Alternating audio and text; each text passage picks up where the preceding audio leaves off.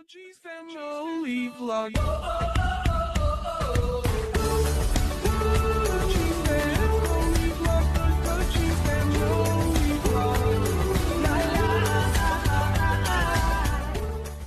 Good morning guys, welcome back to the vlog. Today I'm doing an unboxing and review on a projector. Let's get inside and have a closer look.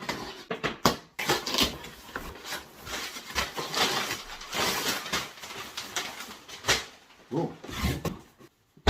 That's it. Feels quite weighty, which is surprising because, as a lot of you will know, I've got two projectors in the house. We've got a very expensive one, which is an Optima one. We've also got a budget one. I think it was £80. But this is more middle of the road, so I don't really know what to expect from this, if I'm honest. Let's crack it open and have a look. Ooh, this is nice. I haven't seen this with any of the other projectors. Look at that, mate. Comes with its own carrying case. Wow, this is really cool. I like that a lot. You pop it open, and there it is inside. WISELAZER. Okay, I won't chuck them too far. I've made that mistake in the past. But this is really cool. There's the controller. Let's open it up. Controller. HDMI lead. Power supply. This is another thing which neither of the other projectors have got. It is a filter that filters out any dust. Anyone who has a projector will know dust can be an issue. Because they got a hot bulb and they got a fan inside, it also attracts a lot of dust and that can cause problems. But this has a filter, built-in filter, which you can take out, clean it and put back in. I can tell you now, that's a good thing to have. Here we go, Velcro strips that keep it in place. Ooh. Very smart. As you can see, the top is cloth. I would guess is maybe the speaker in under that. 2 HDMI, 2 USB and a headphone socket. Cap for the lens cover. Nice. And on the top you've got nice flush. There are flush buttons there. I've got my glasses on for this bit. Got the power, you've got the volume, you've got the channel change. You've got a refresh button. I'm not sure what these two are here, but we'll crack open the instructions and have a look. To look at, it's a very nice looking machine, I'll be honest with you. I like as well that the focus is hidden out of the way.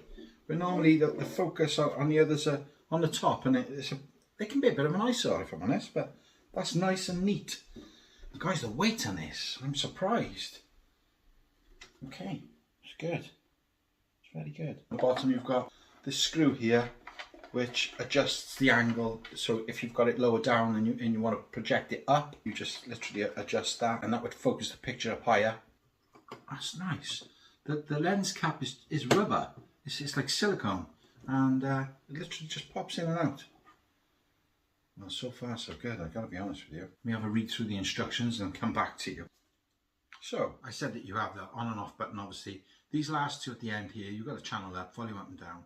And you've also got a menu and Keystone adjustment button on there, which is good. Put the filter in, we'll just switch it on guys and have a look what the picture quality is like. This is the problem area on projectors. With the fan working inside, it sucks dust in. So with this particular one, and I have not seen this before on any other projectors, I'm not a projector like expert, but the projectors that I've experienced have not got this. You unclip that and you have this filter. And the filter, oh, there's already a filter in there with it looks, yes. So that's a replacement filter. So you've got two filters, so you can clean one whilst the other one's in there. But literally, the filter pulls out, pushes in.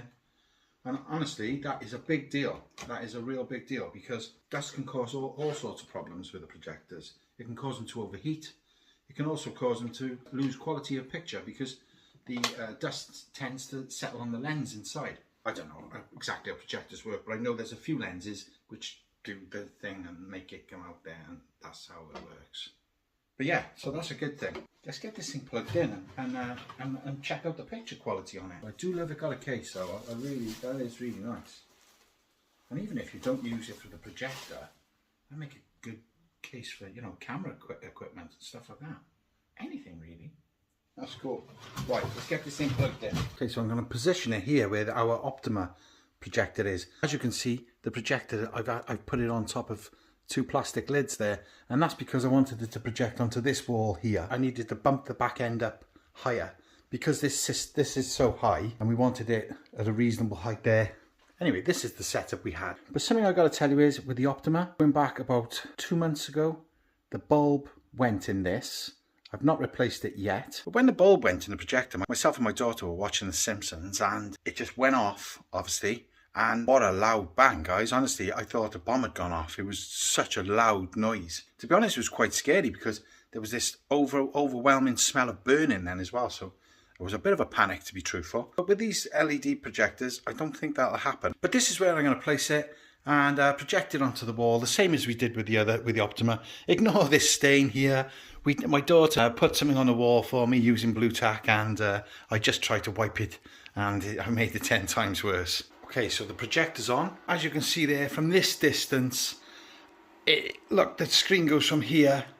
It's too far, but we can adjust that in the settings, and we'll do that now. I just want to say to you, what I'm showing you right now is during the day. With my other projection video, people were saying constantly, what's it like in the day? Well, let me just say now, before anybody asks that question, the darker the room, the better the projection. I'm going to show you it during the daytime now. I'll shut the curtains then just to give you an idea of what it's like. As you can see, lovely clear picture. Honestly, I can't fault that. As you can see, it goes right up there, but we're going to sort that out now. It's pretty straightforward. The screen that you see here now, that's the screen that comes on as soon as you switch it on. And if you scroll down to settings, that's the Fire Stick remote. Honestly, if I had a brain, this would help. And we go to settings, projection settings, and this is where the Keystone and everything is. Now, if you're not sure about Keystone, I'll explain that as we go along. What we want to start off with digital zoom. So we click on that, and as you can see, it really shows you how big that picture is there. That is absolutely huge. But we don't want it that big, so we basically just click this button here, and it brings it smaller until it's the size that we want. And as you can see, the smaller it's getting, the clearer the picture is. Next, I'm just going to move the projector just to line it up. So we just slide it slightly across. As you can see, as I slide it across, it goes across. You know, it's not rocket science. But as you can see, the reason I put the legs up high at the back on the other projector is because I didn't want it this high. See, because we've got the alarm sensor up there, which obviously I don't want that in the screen. So that's the screen size I'm going to go for there. It's like 79% on the adjuster there. We click back there. That's all I'm doing is clicking back. If we do the vertical Keystone first, just click to the side. As you can see, what it does is if it's on an angle, it does that. And it'll move it so that it's straight. And as I click the horizontal there, you can see, if you look with the ceiling, the line of the ceiling, let me go right out of context, see, you can see there I was changing shape, and you basically find the shape which suits you best, which in this case, if you line it up with the ceiling, that's about there, I think, but we're still too high. Okay, what I've done is I've moved the projector from the top there down a little bit lower, and this is what the result we've got, which is a little bit low. So all we need to do is we just need to lift this up, and see that little screw there, you just screw that out, rest it down, and as you can see, it's lifting up. I want a little bit higher than that, so a little bit more. That's perfect. Actually, I'm going to make it a bit bigger than that, the screen. I'll just make it as big as I can for the wall. That there, 83%. We click back and we go to Keystone. I'm not 100% happy with the line on the side there. Yeah, I think that's it. Okay, for this demonstration, I'm going to be using an Amazon Fire Stick. You can use anything. It also got Bluetooth, but we'll go into that in a bit later. So I've literally just plugged the Amazon Fire Stick in the back, and the power lead, because the Amazon Fire Stick requires a power lead, I've just plugged that also into the back, into the one of the USB slots. Let's go to HDMI. Click on HDMI. HDMI 1, I think it was in. Welcome the Dudgies. And there you go, that's basically it. Okay, so I thought we'd put a bit of YouTube on to avoid any copyright claims. Okay, so this is what the quality of the picture is like during the day. But I can't emphasize enough, the darker it is, no matter what projector you buy, the darker the room, it's still going to be the better. This is in the middle of the day. This is as light as it's getting for today. Shut the blinds, shut the curtains, and there you have it. This is the middle of the day. I've just shut the curtains and the blinds, as you've seen. And that is pretty damn good. I am impressed with that. I'm going to measure now how big this screen is. 92 inches. That's a 92-inch screen. If you get up close, let me show you up close. Thank you for that, Sash. I appreciate that, babe. If we look up close, look. Can you see that? Like I said, that's as close as I can get without shadowing myself. But that's pretty cool, man. I am impressed with that. I really am. Now, something that just dawned on me. The sound that you're listening to now, and the sound I'm listening to, I don't know how clear it is to you, but it's a really good quality speaker in that. And that is not to be said for all speakers. They're usually very, very tinny. But that's fine. There's nothing wrong with that. It's not tinny. There's a nice quality. Yeah. We'll watch a few movies on it and see how it goes and let you know. Here was about to show off some new dance moves. Okay, so it's been 3 days now since I seen you last, and I've been using this. Downstairs we used it, and also over the last couple of nights I've moved it up to my bedroom. Now, anybody who's seen the video that we made, I got a setup in my bedroom where we've got the projector behind us and a screen in front at the end of the bed. I'll leave a link to that video in the description down below so you could check that out. But what we've been using with that is this, and this is a £79 Goodman's projector from B&M. This is the Optima, which we was using downstairs. I'll be honest with you, it's been a great projector, lovely clear picture. Also, this one here, the only one out of these three which will do 3D. It's not something I've used very often. It is amazing. It does work really well. But you know, 3D is kind of like it was here, but now it's kind of faded out. But this is for over £400. So these are the projectors that I have been comparing this WISELAZER projector with. But this WISELAZER has taken me by surprise. I know it's over £200. It's not a cheap projector. This was £79. That's £400 and something.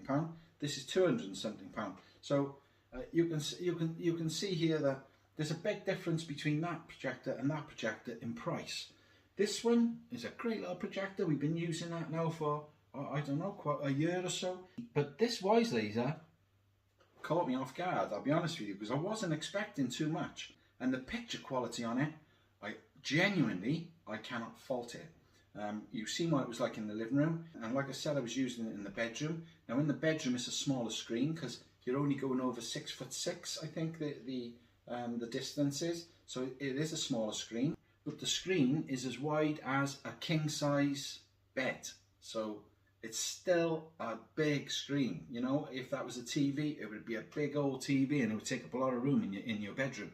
But this doesn't. Well, that's how much room this takes up. Picture quality, I will honestly say, is better than this. It works better during daylight than this. During the dark, the picture quality of this blew me away a little bit. I also tried this with the screen mirroring. You can mirror your screen to the projector and it comes up perfectly on the screen, a lovely quality picture. The speaker quality on this is far superior to any of these. It's got a lovely bassy sound to it, really good for movies. And something which I really like about this is, if we turn it around, everything is on the back. Your HDMIs, USBs, is everything on the back. But that's not the same to be said for these.